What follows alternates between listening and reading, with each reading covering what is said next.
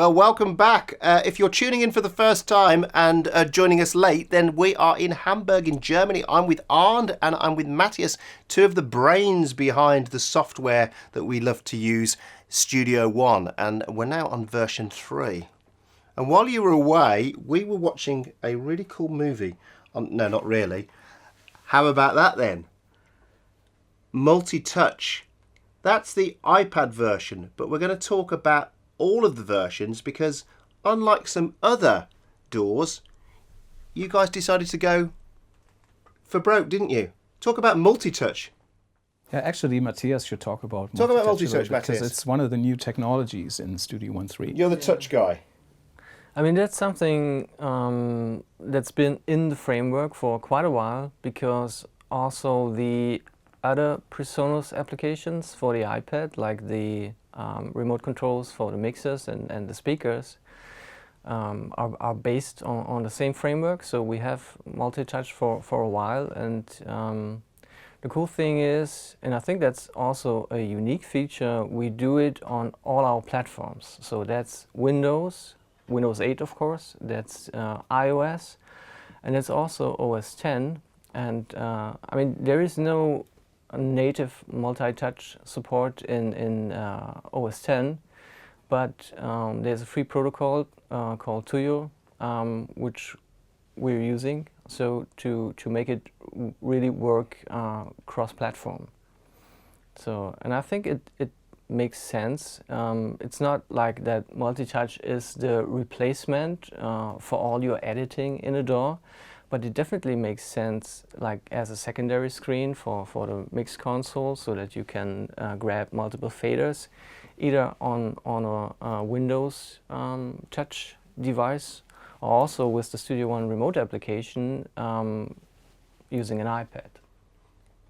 I was going to say, because it's pretty comprehensive, isn't it? I've been playing with this today, and I just found out features just by fiddling, like double-clicking gets us back to 0 dB. You can do pretty much quite a lot on here, can't you, Arnd? It's a natural extension. It's using the same design, same GUI, same shortcuts and navigation. You have control over your mixer, your inserts, your sends, your Q mixes, but you also have a dedicated page to fire of commands and macros, which is really cool when you have it on the side as a secondary screen app.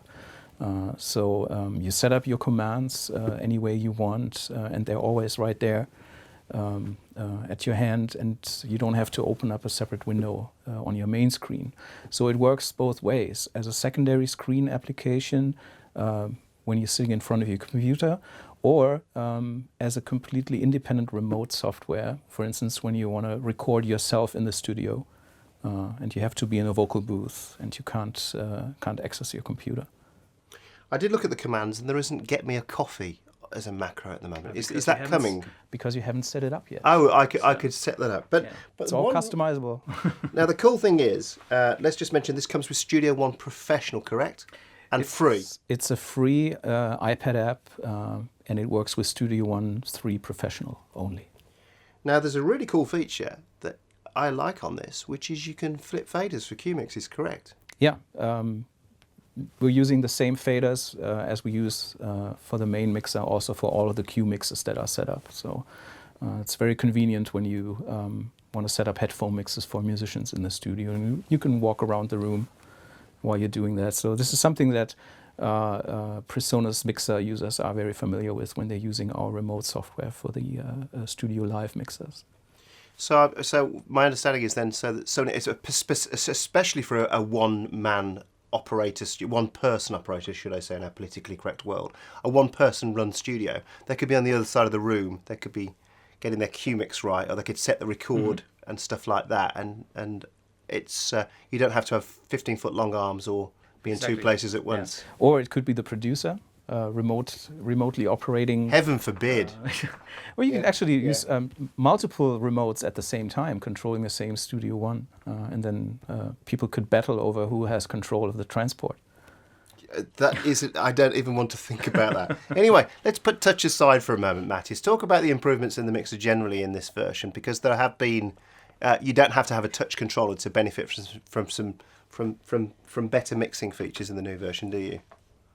Things like the colours and the expandable stuff. I mean, that's something that a lot of people have asked for, is like to be able to colorize the full channel strip. So to to get better visual orientation in the mixer. And of course, these colors are also reflected on the iPad application. Another thing that we've changed is the mixer is now scalable, so the fader height is freely scalable. We have, I think we earlier talked about these rules for keeping the mixer organized. Yes, we talked about earlier the way you can collapse the mixer to your mix environment, especially great for things like laptop producers and stuff, isn't it? Yeah. What about automation? Has that seen some improvements in this version? We've added automation curves, which has also been a frequently requested feature. So, I mean, it's just that. It's very simple. You can now pencil in automation, and then you can freely bend the curve between automation points. Yeah. Let's maybe add to that. Each channel has a channel editor window now, which not only includes the free routing for the extended effects chains, but it also includes a new macro window that has 8 assignable knobs and 8 assignable buttons that can be directed to any plugin parameter of any plugin that's currently running in that channel. And that is also saved with our new extended effects chains presets. So you can not only set up a very complex multi-effect, but you can also create your own little user interface for that and save that into the same preset. In fact, all of the presets that we have recently been updated to include a pre-configured macro window. And getting back to the touch capabilities, there's also an expandable section in this macro panel that has 2 vector pads, which are really nice to be used in combination with a touch monitor. Now you talk a lot about ecosystem at PreSonus. You talk about things connecting and making sense. 192, we saw that a couple of weeks ago at Music Messer. Interviewed Rick at the time. And that's got some clever tech in it as well, hasn't it, when we come to ecosystem? Because in a sense, it's a DSP solution, but you've made it bit for bit with the plugin, haven't you? So if you track in that, when you come to actually work without the interface, it's a DNA copy. Yeah, it's actually the continuation of what we've introduced in version 2.5 when we added the Fat Channel plugin, which is a bit-by-bit identical native version of our Fat Channel inside our Studio Live mixers. And now with the 192, we have that same processing, DSP processing in 8 of the inputs, in the 8 analog inputs of the interface that we have in our Studio Live mixers. So users will be able to pre-process any of the 8 inputs with Fat channels. They will be controlled from a plugin GUI, but actually remote controlling the DSP. But in mixing, you can seamlessly switch to native processing. So you don't even have to have that interface connected at that time. But it would still be the exact same Fat channel with the exact same settings and the exact same sound. Which actually Pro Tools users have been able to do for years, so it's nice to see it coming to Studio One. It's a basic way of introducing this kind of hybrid DSP native solution architecture, but I think it's covering lots of use cases. Now, I also understand that actually with that interface, you can also do things like that. You can actually control the preamps, and there's control room technology built in as well. It's kind of it looks like a very comprehensive solution. It is, and it's basically something that we started about 3 years ago to unify all the protocols that we are using to talk to devices.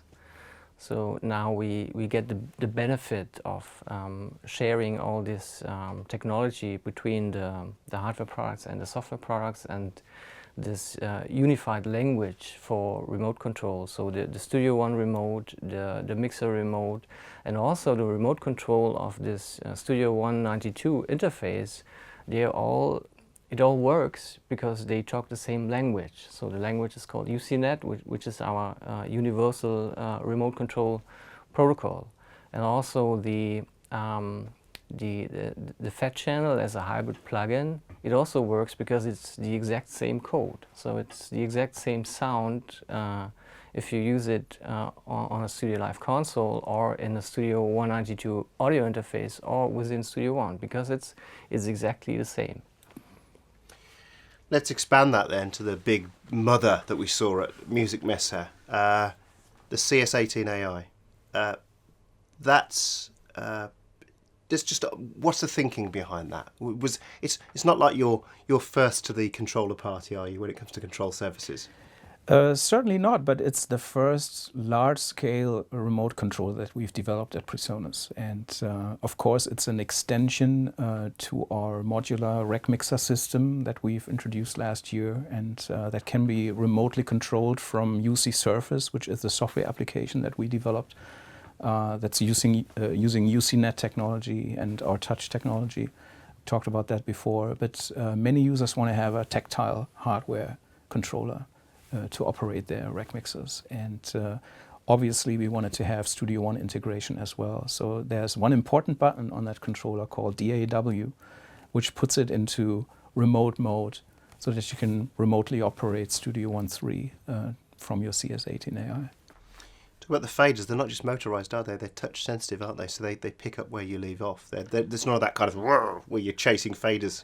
No, they are touch sensitive and motorized, and the layout is very similar to the Studio Live mixer. So you have your fat channel controls for every single parameter. So we can not only remote control the fat channel plugin using these knobs, but we can use Control Link, which is the remote control layer inside Studio One, to assign these fat channel controls to basically any plugin parameter. I don't know if you know, we ran a survey.